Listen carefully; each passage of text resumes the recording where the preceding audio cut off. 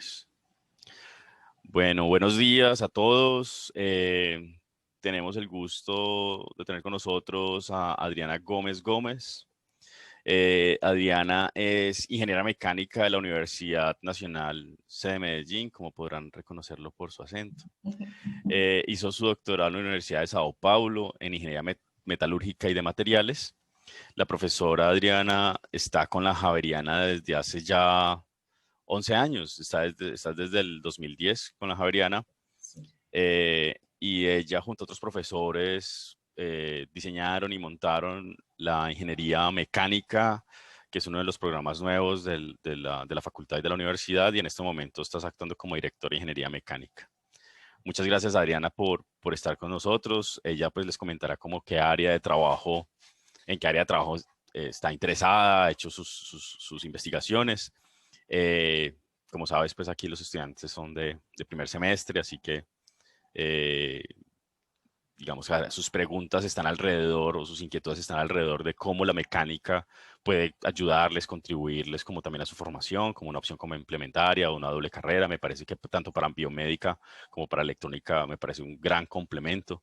Así que agradezco pues como tu charla y que los motives a los muchachos. Muchísimas gracias y te queda entonces todo el auditorio. Recuerden, muchachos, que pueden preguntarle a Adriana en cualquier momento, yo estaré pendiente. Bueno, muchas gracias. Bueno, primero que todo, pues muchas gracias, Luis, por la invitación. Pues muy chévere estar acá. Creo que electrónica y biomédica son unas carreras que se complementan muy bien con mecánica. Inclusive, pues tenemos varios estudiantes que hacen el doble programa en este momento entre electrónica y mecánica, y seguramente en un futuro tendremos también a los de biomédica haciendo doble programa con mecánica. Bueno, entonces, pues, como les dije, pues la idea de la charla es como un poquito hablar de cuál es la convergencia entre la ingeniería mecánica y otras disciplinas. Y como les dijo Luis, pues voy a empezar hablándoles un poquito de qué es lo que yo hago. Ella les comentó pues que yo soy ingeniera mecánica. Después del doctorado en ingeniería metalúrgica y materiales, me quedé trabajando en un laboratorio de investigación haciendo también el postdoctorado en ingeniería mecánica, o sea, volví a ingeniería mecánica. Entonces, les voy a hablar un poquito. Pues quise primero describir rápidamente qué es la ingeniería mecánica, solo para que ustedes entiendan por qué es que estoy en el tema de investigación que trabajo, ya que a veces algunas personas solamente relacionan la ingeniería mecánica con máquinas, pero hay grandes temas. Entonces voy a empezar hablando un poquito de qué es la ingeniería mecánica, solamente para contextualizar y que a ustedes les quede más fácil entender por qué yo estoy trabajando en el tema que trabajo. Entonces, en esta diapositiva podemos ver básicamente qué hacen los ingenieros mecánicos o qué hacemos. Nosotros diseñamos y creamos no solo máquinas, sino también las piezas y procesos para hacer piezas, ¿cierto? Pero además también procesos para hacer nuevos materiales, y también trabajamos fuertemente en el diseño y la creación de nuevos materiales, que es el área pues que yo trabajo. ¿Para qué lo hacemos? Como cualquier ingeniero, ustedes ya a estas alturas deben saber que los ingenieros básicamente trabajamos para resolver problemas, ¿cierto? Entonces, y para resolver problemas, para mejorar el bienestar de las personas y de la sociedad, y para facilitar el trabajo. Esas son básicamente pues como las cosas en las que yo creo que nosotros los ingenieros trabajamos. Y pues los ingenieros mecánicos específicamente hacemos esas tres cosas de resolver problemas, mejorar el bienestar y facilitar el trabajo, diseñando y creando máquinas, piezas, procesos y materiales. ¿Listo?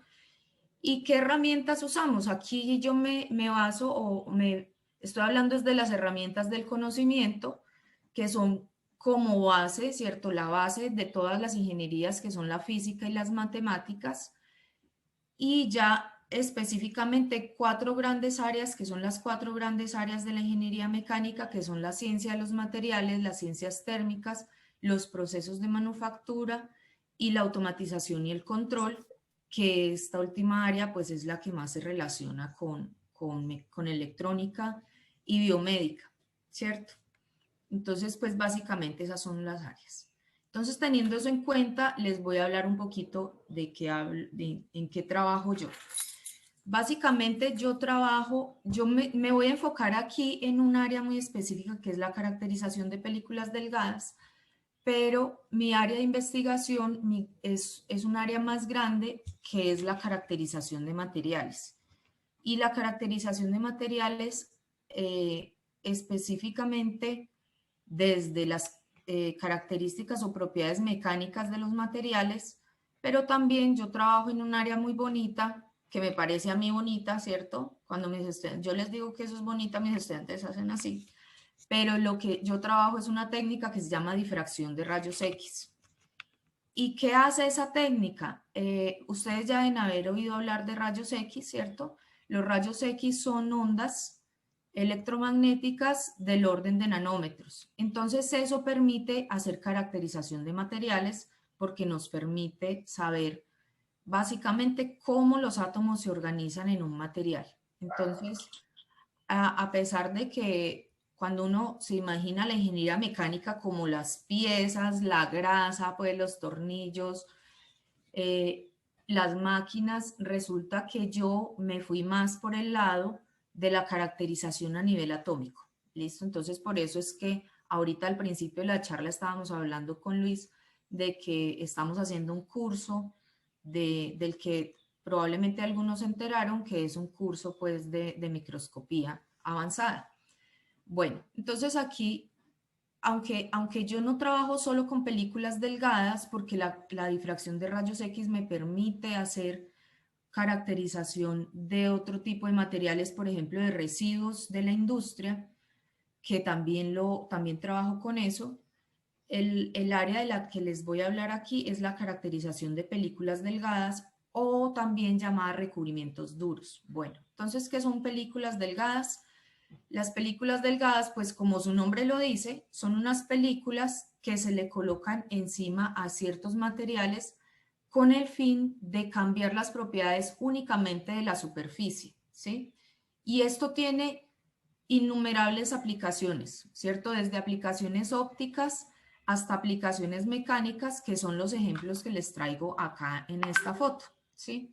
Entonces, aquí que vemos, pues ven ustedes deben reconocer, no sé si reconocen, pero bueno, básicamente estos son herramientas de corte.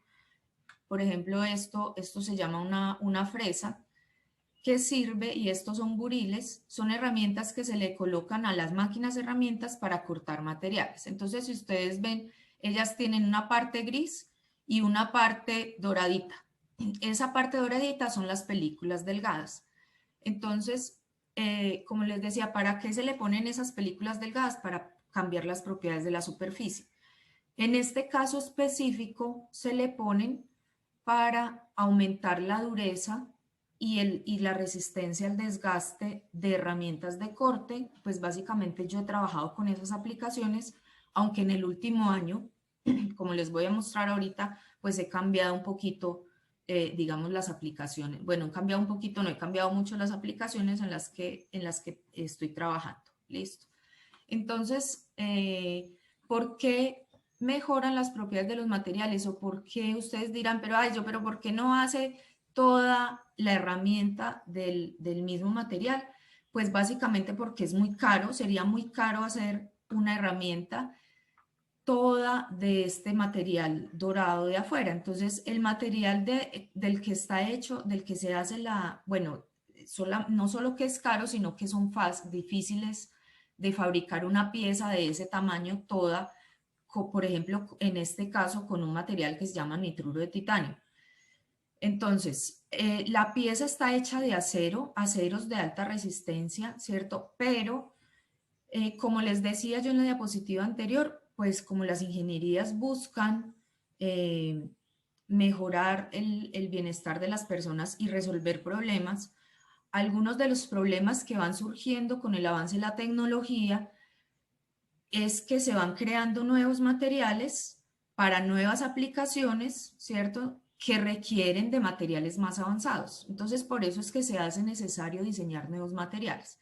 Entonces, al principio las herramientas de corte se hacían únicamente con aceros, pero a medida que los materiales fueron avanzando, se fueron requiriendo pues materiales más duros. Entonces, en vez de hacer el material con un todo de nitruro de titanio, que es un cerámico avanzado, simplemente se recubre con este material. Bueno, este es un ejemplo, ¿listo? Y aquí a la derecha están los ejemplos del tipo de caracterización que yo hago. Entonces, yo específicamente, en cuanto a recubrimientos, me dedico a hacer, digamos que la caracterización morfológica, que ahorita les voy a mostrar también ejemplos, pero aquí hay dos ejemplos. Esto que está abajo era lo que les decía yo, que es la difracción de rayos X.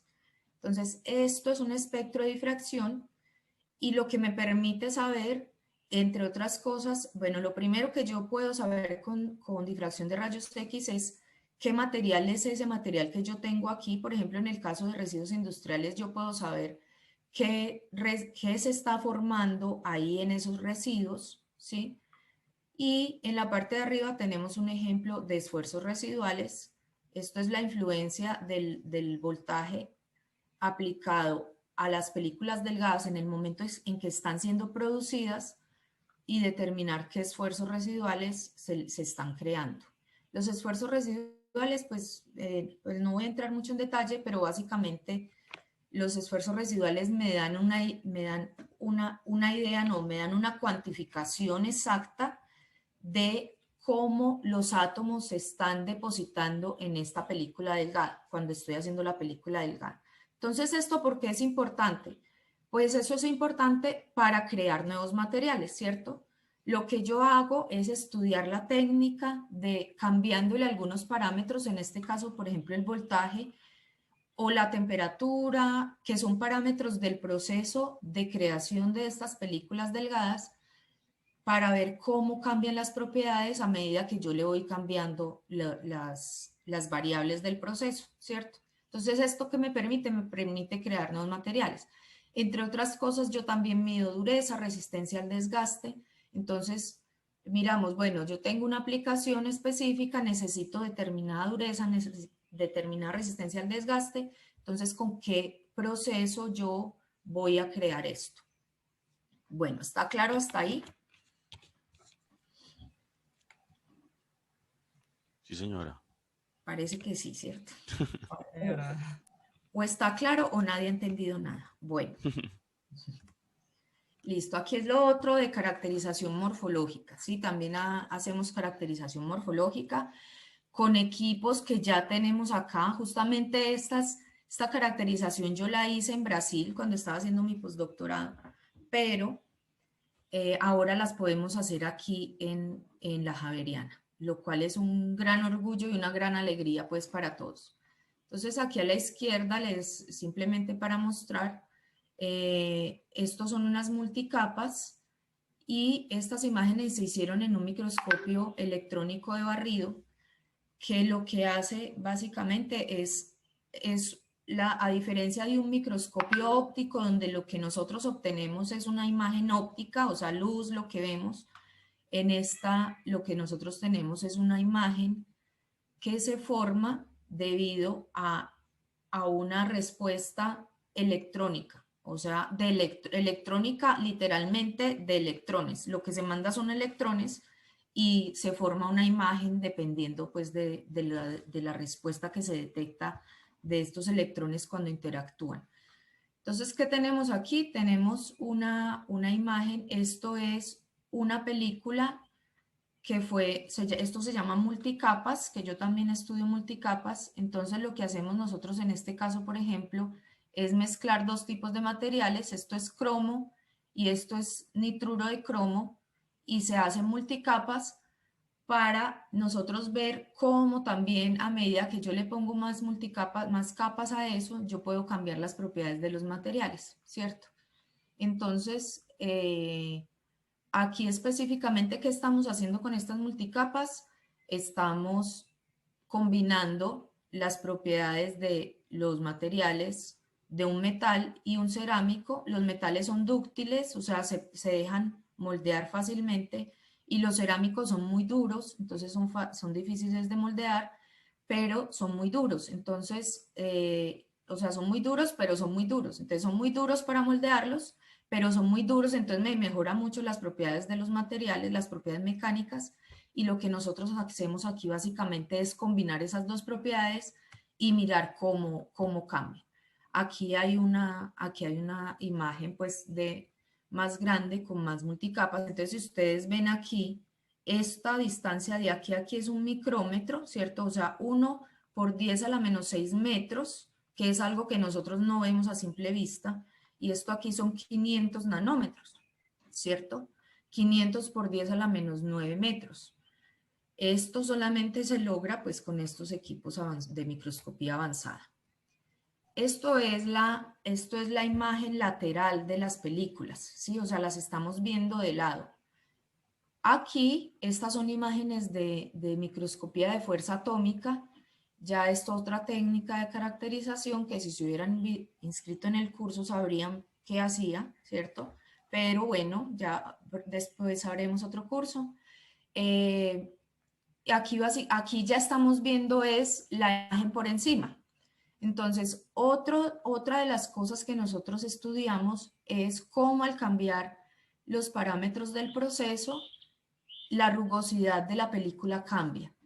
¿Y esto por qué es importante? Porque la rugosidad también me da una idea, o sea, la rugosidad también influye en varias propiedades de los materiales. O sea, son estas propiedades que les estoy mostrando son propiedades que se relacionan con la adherencia de la película, con el desgaste, ¿cierto? Con la dureza.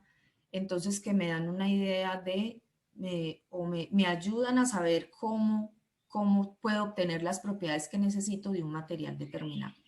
Adriana, Bueno, dime. no sé si la pregunta que te voy a hacer pues se adelanta un poquitico a tu charla, no sé si vas a hablar, pero uno podría, eh, digamos, diseñar la superficie o la capa para que tenga una biocompatibilidad, por ejemplo. Es decir, uno puede diseñar no sé, un artefacto, una pieza con un metal que no sea biocompatible, por ejemplo, para una prótesis o para un hueso o para un tornillo que le pongan a una persona. Y se podría entonces hacer una superficie que sea, es así, biocompatible, de tal forma que, pues, como vos decís, se reduce el costo y se mantiene digamos, la compatibilidad de la pieza. Ujú. Ese tipo de cosas se podrían hacer. Exactamente, eso también se puede hacer. Pues no lo había puesto en la presentación, pero muchas gracias por la pregunta porque da la oportunidad. Pues yo específicamente no estudio biocompatibilidad, pero exactamente lo que Luis está diciendo es algo que efectivamente se hace. Entonces, ¿con qué se hacen las prótesis? Uno de los materiales que se utilizan para las prótesis son el acero y el acero inoxidable, ¿cierto? Porque el acero inoxidable, pues primero como no se oxida, ¿cierto? Y la oxidación, ¿qué es? La oxidación es la reacción del oxígeno con una superficie. Entonces, esto me hace, esa pregunta es muy importante porque tiene varias implicaciones. Entonces, la primera es esto: la resistencia, yo le puedo cambiarla, a pesar de que el acero inoxidable es un acero que es biocompatible, hay materiales que son mejores o tienen mayor biocompatibilidad, ¿cierto? Son mejores para esto. Por ejemplo, los cerámicos, ¿cierto? Los cerámicos avanzados se utilizan también justamente para recubrir, por lo mismo que decía Luis, es que es más barato hacer una prótesis de acero inoxidable y después recubrirla con un material biocompatible que hacer toda la prótesis con nitruro de titanio. El proceso para hacer nitruro de titanio es un proceso, hay que hacer, o sea, eso es física de plasma, ¿no? Hay que evaporar el titanio que quede a nivel atómico para juntarlo con el nitrógeno y poderlo ir depositando. Entonces, aunque el nitruro de titanio tiene cierta biocompatibilidad, pues hay otros materiales que realmente pues no te sabría decir exactamente cuáles son, pero sí hay otro tipo de materiales con los que se pueden recubrir las prótesis. Y este estudio que yo hago también es muy importante y también lo hacen personas que trabajan con recubrimiento de prótesis. Entonces, por ejemplo, esta propiedad de esfuerzos residuales es muy importante cuando yo estoy haciendo prótesis porque los esfuerzos residuales están muy relacionados con la adherencia de esas películas al material. ¿Y eso por qué es importante? Porque estudios han mostrado, ¿cierto? Por ejemplo, las prótesis de rodilla o de cualquier articulación, pues ustedes saben que estas prótesis de rodilla, ellas se van desgastando a medida, como las articulaciones se mueven así, ¿cierto? Esto produce un desgaste en estas partes, pues en las partes que están unidas, sea con el hueso o con la otra prótesis. Y el desgaste que produce que partículas se vayan soltando y esto se va por el corriente, pues por la sangre, ¿cierto? Y afecta la salud de las personas. Entonces, un estudio muy importante que se hace con prótesis es justamente esfuerzos residuales, desgaste, para ver cuáles son los mejores materiales. Yo siempre termino en desgaste y en esfuerzos residuales, ¿cierto? Para ver cuáles son los mejores materiales, los que mejor se adhieren y los que mejor resistencia al desgaste tienen, para que cuando esto ocurra, ¿cierto? Cuando haya fricción por el movimiento relativo entre las partes, pues que el material no vaya a perder partículas que se vayan pues a la sangre y afecten la salud de las personas. Entonces este trabajo, aunque yo no trabajo con biocompatibilidad, también sí trabajamos con el estudio con desgaste, que es muy importante también en las prótesis. ¿Listo? Bueno.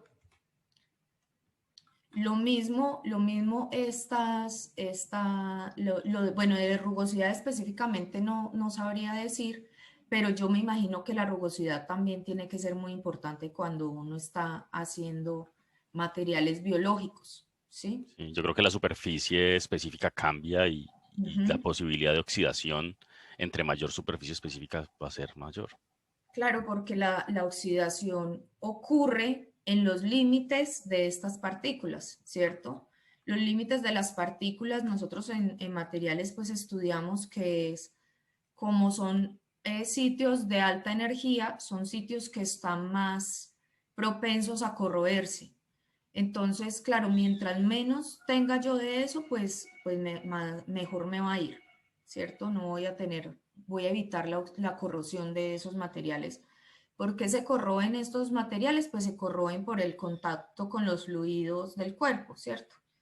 Eso ocurre corrosión y el material se va corroyendo. La corrosión también produce que esas partículas de lo que sea, pues, oxidadas, si fueran con oxígeno, por ejemplo, que estas partículas se vayan soltando también y van a hacerle daño, pues, al cuerpo. Entonces, pues, es muy importante este estudio. Bueno, ¿alguna pregunta hasta ahí? Bueno, ahora les voy a hablar un poquito de este proyecto. El proyecto es el Sensum SARS-CoV-2. Este proyecto surgió el año pasado, pues como todos sabemos, todos fuimos afectados por la pandemia y fue un proyecto que surgió, es un proyecto multidisciplinar, no solo entre diferentes carreras o diferentes investigadores de aquí de la universidad con diferentes disciplinas, con diferentes formaciones, sino también con personas externas a la universidad, ¿cierto? Entonces, este proyecto surgió, básicamente el objetivo es este que está acá, que es desarrollar y evaluar un sistema sensor electroquímico que sea portable, que sea de bajo costo relativo para hacer detección y medición no invasiva rápida, que sea que en menos de 10 minutos al principio, bueno, logramos obtener en menos de 10 minutos y que para poder medir el virus, pues detectar el virus en pacientes que sean asintomáticos o sintomáticos también, pero en concentraciones ultra bajas de carga viral. ¿Por qué este proyecto? O sea, ¿por qué?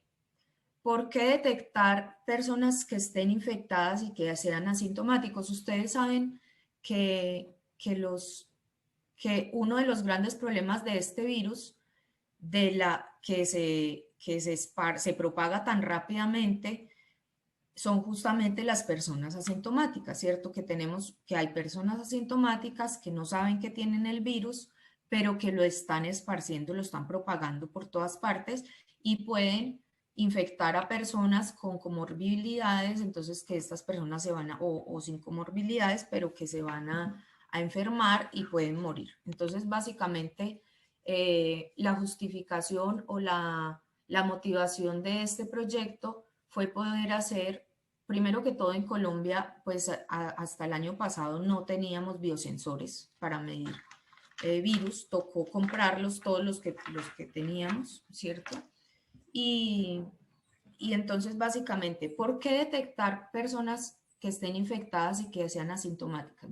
Bueno, primero, ¿para qué? Para hacer un rápido aislamiento de estas personas, aislarlas rápidamente, lo que reduce la propagación y obviamente si se reduce la propagación, perdón, se disminuye todo el impacto social causado pues por las personas que mueren, eh, pero además el impacto económico que requiere, que han requerido, que ustedes ya vieron que la cuarentena pues ha tenido un gran impacto económico, pero además un impacto también en la salud mental de las personas, ¿cierto?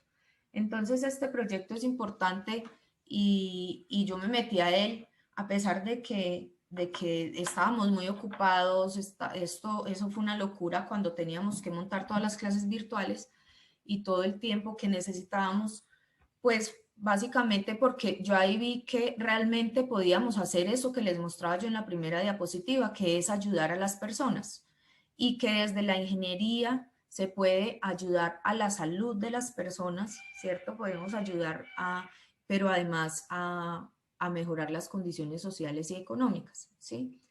Entonces, este proyecto pues es importante por eso que les decía y, y básicamente pues ¿por qué de bajo costo? Pues porque de bajo costo permite hacer más ensayos, ¿cierto? Si es barato, yo puedo hacer más ensayos en cualquier persona. En este momento solo se le hace, solo se diagnostican personas que tengan síntomas o que vivan con personas que tengan síntomas. Pero además este sensor es muy importante porque permite detectar concentraciones muy bajas de carga viral, lo que no hace la prueba de PCR, ¿cierto?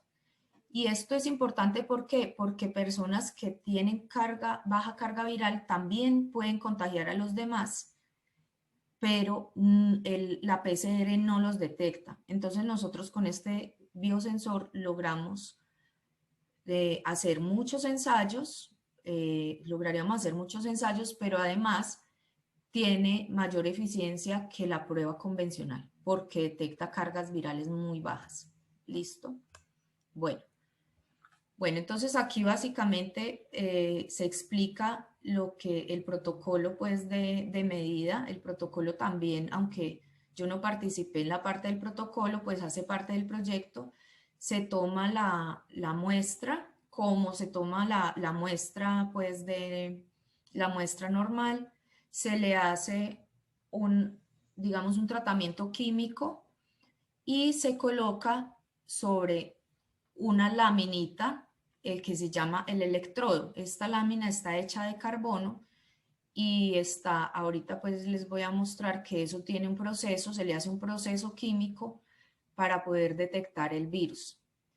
Esta lámina entonces está montada, básicamente este es el producto que obtuvimos del proyecto, que es el biosensor, y este biosensor pues esta parte es la lámina o el electrodo que tiene toda una interfase electrónica y se le hace pasar un voltaje y este voltaje da una respuesta de impedancia eléctrica que el profesor Todón sabrá explicar mejor qué es impedancia eléctrica que yo, ¿cierto? Y estas curvas de impedancia eléctrica entonces me permiten determinar si la persona está infectada con el virus con el virus pues del COVID, ¿cierto? Y nosotros pues hicimos toda la parte, la carcasa, toda la parte electrónica, entonces aquí tenemos involucrados bueno, pues sí, estudiantes de doctorado y profesores de ingeniería electrónica. Tenemos gente de química que hace toda la parte pues de química, gente de biología que hace todo el protocolo. Tenemos involucrada gente de investigadores de la Valle del Lili, que son los que reclutan los pacientes y sus familiares para poder hacer todo el estudio estadístico. Entonces, miren cómo este es un ejemplo. Si tuviéramos ya ingeniería biomédica, porque apenas está empezando, pero si tuviéramos ingeniería biomédica, seguramente, con toda seguridad, los de ingeniería biomédica también estarían involucrados en este proyecto. Entonces, es un proyecto donde está involucrado un montón de gente de diferentes disciplinas y donde vemos cómo la convergencia de las disciplinas, no solo de las ingenierías, sino también biología, matemáticas, está acá, y medicina, ¿no? Está en este proyecto. Entonces, este es el proyecto. ¿Qué hago específicamente yo en el proyecto? Pues, como ya saben, como les explicaba, yo hago la caracterización de los electrodos, o sea, de esta laminita aquí. Esto es una lámina de carbono y esto se le tiene que hacer un proceso químico para ver si efectivamente, entonces la parte de química, ¿qué hacíamos nosotros con la caracterización? Entonces este es eh, es un electrodo sin nada, ¿cierto? Es el electrodo, ¿cuál es la palabra en español, hombre? Bueno. Dice electrodo limpio. Eso, el electrodo limpio, es que no veo porque aquí me tapa la cosa esta, voy a pasar esto para allá. Bueno, electrodo limpio, ¿cierto? O sea, es el electrodo sin nada, pero a eso hay que hacerle un proceso. Entonces, el primer proceso que se le hace es ponerle un químico que se llama PAVA. Esta PAVA permite que el anticuerpo, el anticuerpo del virus se le pegue, ¿cierto? Entonces, aquí en la figura B está ya con el PAVA, en la C ya se le aplicó el anticuerpo y lo que podemos o lo que nosotros necesitamos ver aquí es cómo la superficie, si el anticuerpo efectivamente se está pegando a al electrodo, ¿cierto? Para que él se pegue necesita el PAVA. Entonces se le echa el anticuerpo. Y después del anticuerpo se le echa una cosa que se llama BSA, que tiene un nombre químico muy difícil de aprender y no me lo aprendí, que, bueno, hace otro proceso químico que es como sellar unos puntos que quedan libres para que el anticuerpo no reaccione con con el electrodo limpio. Bueno, ¿qué hacemos? ¿Qué caracterización hacemos nosotros? Pues hacemos, efectivamente, miramos dónde se está depositando el anticuerpo. Si el anticuerpo se está pegando, entonces el anticuerpo son estas cositas amarillas, y si el anticuerpo efectivamente se está pegando. Y aquí arriba a la derecha tenemos, esto es una imagen de la rugosidad de de la película, ¿cierto? Del electrodo. Entonces vemos cómo va cambiando y si efectivamente esto que nosotros estamos viendo aquí es que la superficie, la rugosidad de la película va cambiando, que era lo que les mostraba yo acá. Aquí la rugosidad de la película cambia en esta diapositiva anterior que yo les había mostrado por los parámetros de deposición, ¿cierto? Pero acá en el proyecto la película cambia, ¿cierto? Cambia porque se le está pues se le están poniendo unos químicos a a la superficie. O sea, eso es un tratamiento químico que también se llama deposición pues de película, pero es diferente a los otros que yo utilizo. Entonces con esto nosotros pues logramos mirar que efectivamente estamos consiguiendo que el electrodo que el anticuerpo se pegue al electrodo. Y después se hacen los ensayos ya de impedancia eléctrica, se le aplica el voltaje pues cuando ya tengo todo ahí encima del electrodo, ya puedo hacer ensayos, pues eso primero se hace para poder ver con el anticuerpo si hay una respuesta diferenciada. Por ejemplo, nosotros ensayamos con virus, con anticuerpos de COVID, y también ensayamos con anticuerpos de H1N1, o sea, se compran anticuerpos de varios virus para ver cómo cambia esta curva, dependiendo, entonces ya para saber cómo tiene que ser la curva cuando yo tengo el virus del COVID ahí. Esa es la sensibilidad del sensor, ¿cierto? Esa es la O sea, sensibilidad, ajá, exactamente. Bueno, pues básicamente, ¿qué hace esto es muy bonito porque lo que hace el virus o los anticuerpos es cambiarle una propiedad eléctrica al electrodo, que es en este caso, que es la impedancia eléctrica, ¿cierto? Que según entiendo es la resistencia que presenta el electrodo al voltaje, ¿cierto? Es algo así. Luis, yo no sé. digamos, la parte real estaría relacionada con eso. Digamos, si uno ve ahí, hay como dos ejes. Uno es el eje X, digamos, que es donde está la impedancia real, pero en el eje Y está la parte imaginaria. Entonces, digamos que modificando la superficie, lo que se hace es modificar el comportamiento resistivo o capacitivo, ¿cierto? Del electrodo. Es decir, qué tanto impide el flujo de carga de electrones o de lo que se esté moviendo ahí, pero también cuánta capacidad de acumular carga tiene. Es decir, el resistor sería la parte real, la resistencia sería cuánto impide el flujo, pero la parte imaginaria es cuánto es capaz de cargarse, de atrapar carga para convertir esa energía o acumular esa energía eléctrica. Entonces, digamos, el electrodo tiene ese doble comportamiento de impedir el flujo, pero también de acumular. Por eso esa curvita así como un circulito es típico de un circuito resistivo capacitivo. Qué bien, ¿sí ven? Bueno, ¿sí ven cómo todo converge acá? Qué maravilla. Bueno, listo. ¿Alguna pregunta del proyecto hasta ahora? ¿Tienen alguna pregunta? Porque ya voy a cambiar de tema. Bueno. Sí, Adriana, digamos, conectando con lo anterior, vos decías, por ejemplo, que en los casos de tu doctorado y postdoctorado estabas interesada en aumentar la dureza. En este caso, también estás trabajando con superficies, pero, digamos, hablamos también de biocompatibilidad, ¿cierto? Ahora, esto es otra cosa, esto es también superficies, pero lo que haces es funcionalizarla para que tenga un comportamiento determinado en presencia o no, en este caso, de un antígeno del COVID-19, ¿cierto? Entonces, digamos, todo, digamos, hay como un elemento común y son como las propiedades de estas superficies, de estas capas muy delgadas. Ese es como el futuro, digamos, uno no concibe el mundo tan así, ¿cierto? Porque nuestro pensamiento es más bien volumétrico. Pero el futuro es esto, o eso ya es una realidad, porque eso aplica a electrónica, a mecánica, a biología, biomédica, a salud, ¿cierto? Esto de las superficies especiales especialmente diseñadas como para algo particular. Es un área de investigación todavía abierta. Y otra pregunta que tengo es que a los muchachos cuando les hablo de metodología de diseño, un área muy importante es la simulación. No sé si, o quizás eso sea el tema de Andrés ahorita, pero digamos, ¿cómo haces para diseñar estas superficies antes de montarlas? Porque lo que nos has mostrado es muy experimental.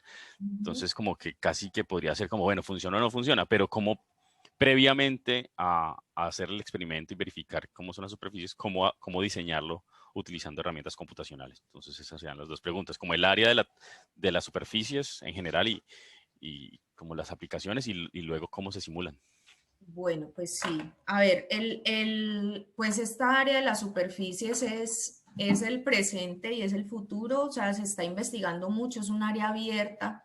En este momento, publicar digamos que uno lo mide por cuánto publica y por el impacto que tienen esas revistas en las que uno publica, ¿cierto? Entonces, cuando uno publica en superficies es citado, o sea, y esto ¿qué demuestra? Esto demuestra que esto es un área vigente y que es un área, digamos que a pesar de que ya surgió hace varios años, yo empecé a trabajar con películas delgadas en el 2006.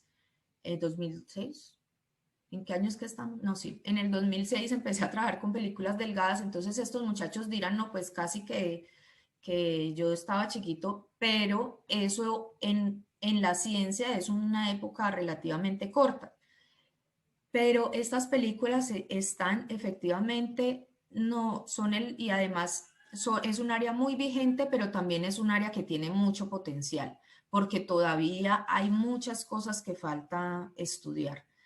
Y efectivamente uno puede, aunque yo trabajo la parte experimental, pues como ustedes han visto, yo soy más de ir al laboratorio, hacer el ensayo, todo esto que nosotros hacemos, por ejemplo, de ir cambiándole las propiedades de ir cambiando las variables de deposición durante el proceso, ¿cierto? Cuando yo hago esto, yo lo hago experimentalmente, pero hay gente, si hay hay una gente que trabaja con la parte teórica que es de simulación.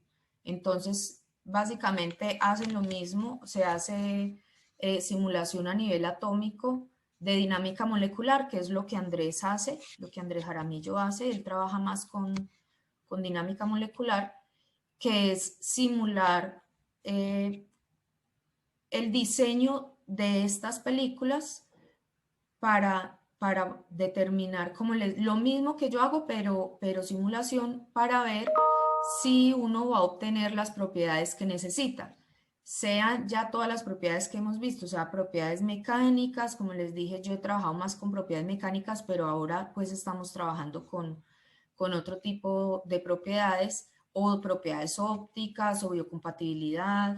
Esto también se puede hacer por simulación, por dinámica molecular, pues hay varias técnicas pues que yo no,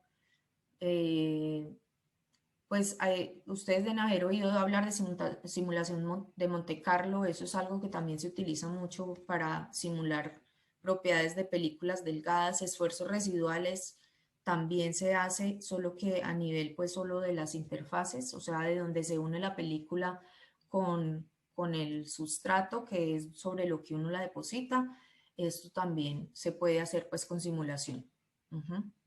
Y es un área supremamente vigente y que tiene mucho futuro, porque el diseño de materiales o sea, yo siempre les digo a mis estudiantes, el- lo que, no, lo que ha permitido la tecnología avanzar en muchas áreas, incluso a nivel aeroespacial, es el diseño, entre otras cosas, obviamente, es el diseño de nuevos materiales, ¿sí? No es cualquier material el que puede salir de la Tierra sin fundirse en el proceso de cuando está en fricción con la atmósfera, ¿sí? Y soportar la radiación que hay por fuera. Eso es todo, pues, un área muy bonita y que tiene mucho futuro. Bueno. Muy bien, Adri. Te quedan unos 5 minutos. Bueno, entonces en esos 5 minutos les voy a hablar de la opción complementaria. Bueno, esta es la opción complementaria en ingeniería mecánica. Como les digo, es un área, es una opción complementaria que, como su nombre lo dice, se complementa muy bien con ingeniería electrónica y con biomédica. Y se los digo que en serio tiene mucho feeling, ¿no? Nosotros en ingeniería mecánica hacemos algunas cosas de electrónica, pero realmente, pues, por ejemplo, siempre que mis estudiantes me preguntan que yo cuál complementaria les recomiendo, yo les recomiendo mucho la electrónica y en un futuro, pues, cuando esté la de biomédica con seguridad también, porque son áreas que se complementan muy bien. Entonces, en este momento, estas son las materias que están. Les puse unas materias en azulito, unas en rojo y otras en verde solamente para mostrarles que son como diferentes áreas que tiene la opción complementaria. Aunque las complementarias no se ofrecen, pues que esta es el área de materiales, que esta es el área de diseño, yo sí se las muestro aquí solo para que ustedes vean qué es lo que más les interesa. Entonces, básicamente, la complementaria que se ofrece de ingeniería mecánica son 3 áreas, que son la de diseño mecánico, la de diseño mecánico que está en azul, la que está en rojo, que es la de materiales y procesos de manufactura, y la que está en verde, que es la de ciencias térmicas. Entonces, toda el área de diseño mecánico, pues como su nombre lo dice, es el área donde se estudia todo lo que tiene que ver con diseño, que son básicamente los cálculos que hay que hacer cuando uno va a diseñar una máquina, que son los esfuerzos a los que está sometido, cuál debe ser la geometría y las dimensiones dependiendo de las fuerzas y los esfuerzos que va a soportar una pieza pues sí, una pieza, porque las piezas son las que soportan las cargas. El área de materiales, esta área de materiales pues tiene mucho que ver con el área de biomédica, aunque también con ingeniería electrónica, pero con biomédica porque uno se podría ir después por el área de biomateriales, ¿cierto? Entonces, ¿qué se ven en esta área? Ustedes ven química y ciencia de los materiales, propiedades de los materiales. En esas materias uno aprende los diferentes materiales que existen. Esto que les estoy hablando de estructura, de cómo los átomos se organizan en los materiales y dependiendo de eso, cuáles son las propiedades que tienen. Y cómo yo le puedo cambiar las propiedades a los materiales haciéndoles determinados procesos, ¿sí? Que se llaman procesos térmicos o tratamientos térmicos. Y las otras materias que son las de procesos de manufactura es donde uno ve cómo convertir esas piezas o la materia prima en piezas terminadas que van a ser parte de una máquina. Y está actual porque estas ya se están ofreciendo, pero a partir del próximo semestre pues ya vamos a ofrecer también estas, que son el área más grande de diseño mecánico y toda el área de ciencias térmicas. El área de ciencias térmicas es muy bonita, yo no me fui por esta área, pero es un área muy bonita de la ingeniería mecánica, que es todo lo que tiene que ver la interacción de los fluidos con, con los sólidos para, por ejemplo, diseñar turbinas eólicas o diseñar aviones también. Y la parte de máquinas térmicas y de fluidos es todo lo que tiene, ahí uno aprende todo lo que tiene que ver con motores, ¿sí? Entonces esta es la opción complementaria en ingeniería mecánica. La otra área que yo les decía es la de automatización y control, pero nosotros no la ofrecemos porque eso lo pueden ver a mayor profundidad con la complementaria electrónica. Entonces, nos parece más lógico que más bien la vean pues en la parte de electrónica. Pero ya que biomédica y electrónica tienen mucha electrónica, pues la complementaria de ingeniería mecánica yo creo que sería, o tengo la total seguridad de que sería un área muy importante. Muchos estudiantes, así no hagan de electrónica y hasta el momento electrónica solo he tenido, hacen introducción a la ingeniería mecánica, porque en introducción a la ingeniería mecánica empezamos a aprender el proceso de diseño de máquinas y hacen una máquina, entonces aprenden a fabricar algo muy simple, pero aprenden a fabricar, que es algo que los de ingeniería electrónica y los de ingeniería biomédica con total seguridad van a sentir como falta también. Entonces, esta es pues la opción complementaria en ingeniería mecánica. No sé qué otra pregunta tengan o qué pregunta tengan. Emanuel tiene la mano levantada. Dale, Emanuel, 2 Sí, minuticos. bueno, hola, qué pena, una pregunta súper cortita. Ahorita mencionabas como un curso que se había abierto pero en mi caso yo no tenía ni idea de que se había abierto un curso así. Quería saber por dónde se da la información, si todo llega por correo o hay que estar pendiente de la página de la facultad o algo así. Gracias. Bueno, Manuel, ese curso pues inicialmente los usalicé como los estudiantes de ingeniería mecánica, pero después llegó por el correo de comunicaciones. Se comunicó pues por ahí, porque me llegaron estudiantes de matemáticas, de electrónica y de biomédica y hasta de la maestría de civil.